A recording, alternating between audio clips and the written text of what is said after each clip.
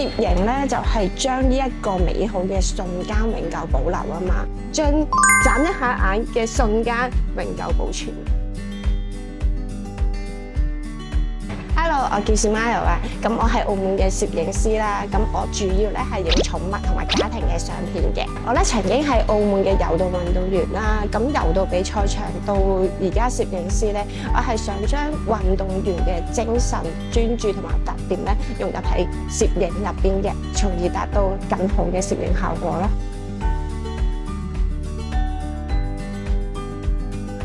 其實係有好多好相同嘅地方嘅，咁譬如啦，你有一啲好緊張嘅情況，同有好多挑戰嘅時候咧，同以前出比賽場嘅感覺係一模一樣嘅。即係譬如有啲客人啦，有啲好特別嘅需求啊，其實你自己未嘗試過嘅，你就會係好啊，我接受呢一個挑戰啦，呢一種感覺啦。其實心理上你都好需要以前運動員嘅精神咯。咁同埋咧，咁我影相係寵物攝影啊嘛。咁以前我柔道嘅嗰方面咧，咁我當然有訓練到我自己嘅反應力啦，同埋靈活性啦。咁同埋面對住有好多唔同情況嘅出現啦，因為以前你比賽啦，有好多唔同嘅對手噶嘛，有啲好大力，有啲咧係好反應好快。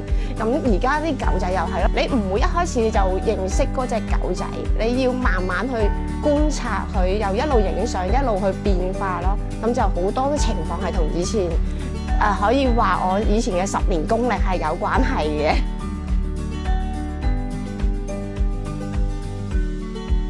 攝影咧就係將呢一個美好嘅瞬間永久保留啊嘛。其實我之前咧就影開人像為主嘅，咁我點解會轉咗寵物攝影咧？因為我覺得其實有好多人都影人像，好多攝影師。咁喺澳門咧，專注係為寵物留低記錄嘅攝影師比較少。咁而且我亦都有呢一個技能啦，咁我就想將呢一件事發揚光大咯。咁同埋咧，寵物比人類嘅壽命短，一般都係18、19年左右啦，長命啲的話。咁呢一個瞬間，呢一份愛，尤其是人寵之間嘅溫馨，更值得去保留，同埋可以永久保存，令到呢一件事更加美好咯。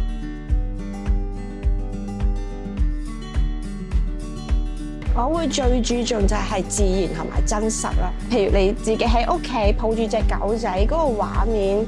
其實你可以拎翻出嚟，喺我工作室，我成日都會同佢講，你喺屋企點樣抱住佢，你依家就點樣抱住佢，將呢一個畫面真實記錄翻出嚟。我唔係話好中意好花呢碌嘅佈景，因為我主要影嘅就係人或者寵物佢哋兩個嘅溫馨畫面咯，同埋我有嘅技術就係我抓拍嘅能力，即係0.3秒嘅觸覺啦，就係你眨咗一下眼，我就已經即刻捕捉咗出嚟啦。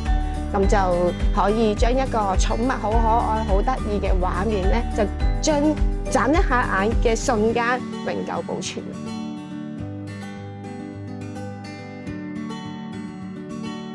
兩個主人，即係爸爸媽媽啦，抱住隻狗仔過嚟，其實係一路喊一路影嘅。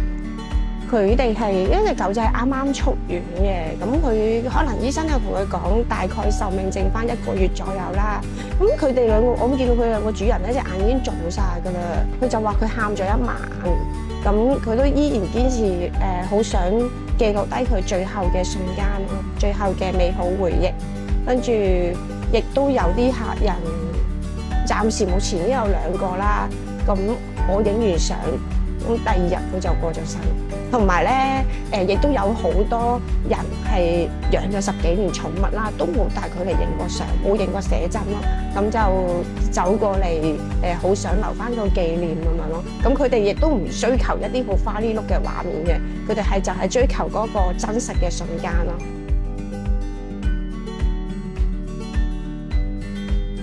因為其實我呢度咧就有得幾張背景顏色紙啦，又或者呢一個家居嘅風格啦。咁我自己其實我最中意就係白色背景，簡簡單單，你着白色 T 恤過嚟就已經 OK 嘅。咁因為我影嘅係狗同埋寵物之間嘅畫面啊嘛，而唔係件衫有幾靚，唔係個背景有幾靚咯。呢個就係我自己最中意嘅風格。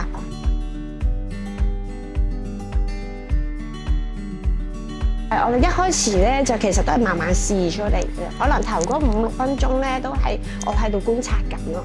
因為其實每一個家庭啊，或者每一隻狗咧，佢哋嘅性格都唔同，佢哋生活嘅模式、生活嘅節奏都唔同。我係要現場用最短嘅時間去觀察佢哋啦，冇話同一個模板嘅，係每一個人、每一個家庭都唔同嘅。因為我會望佢，原來佢哋好活潑嘅，佢哋成家都玩得好開心嘅。咁我影相嘅畫面都會活潑啲。咁有啲人可能我影相嘅風格係中意有型啲，但係隻狗好活潑㗎喎，佢唔肯翻嚟呢一度，佢唔肯即係坐定定俾你影㗎喎。我嗰時就要同嗰個客人溝通，轉一個模式去影相咯。有好多唔同嘅變化出現咯，所以係唔簡單，唔係同一個模板咯。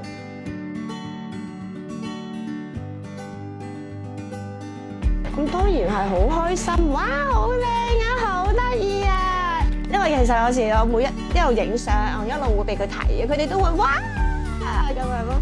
咁我就其實我好簡單㗎，我影相影得開心，你收到相片又收到開心就 OK 㗎啦。最緊要係大家中意嗰張相片咯，而唔係其他人去中意呢張相片咯。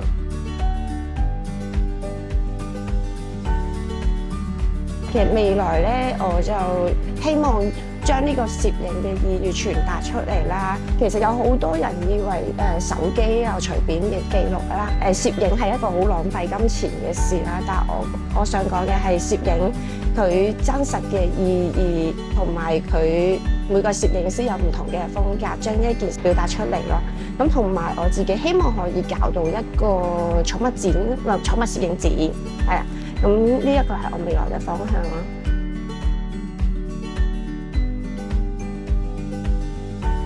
咁其實隨住科技嘅發展啦，咁大家都會攞啲相片去玩 AI，將佢變成另外一啲嘢。我想講攝影無法取代嘅就係參與感啦，同埋佢真情流露呢一樣嘢係 AI 無法取代嘅。但係我會同 AI 合作，點解呢？因為我影嘅係真實自然嘅畫面啊嘛，咁 AI 創造到更多無限嘅可能啦。咁呢一樣嘢咁可以將我嘅相片融入 AI，咁客人可以收到真實嘅參與到有參與嘅相片，而且亦都有創造無限可能嘅 AI， 呢兩樣嘢相結合啦。未來我都會希望同科技多啲合作咯。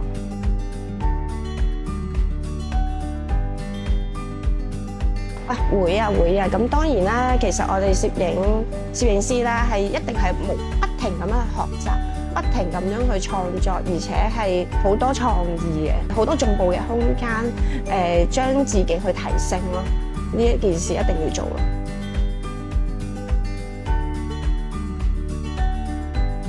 我個名咧就叫 Smile 啊嘛，咁 MILE 咧就代表里程。咁其實人生咧就好似一場旅程咁，我哋微笑去面對，你嘅故事一定係獨一無二。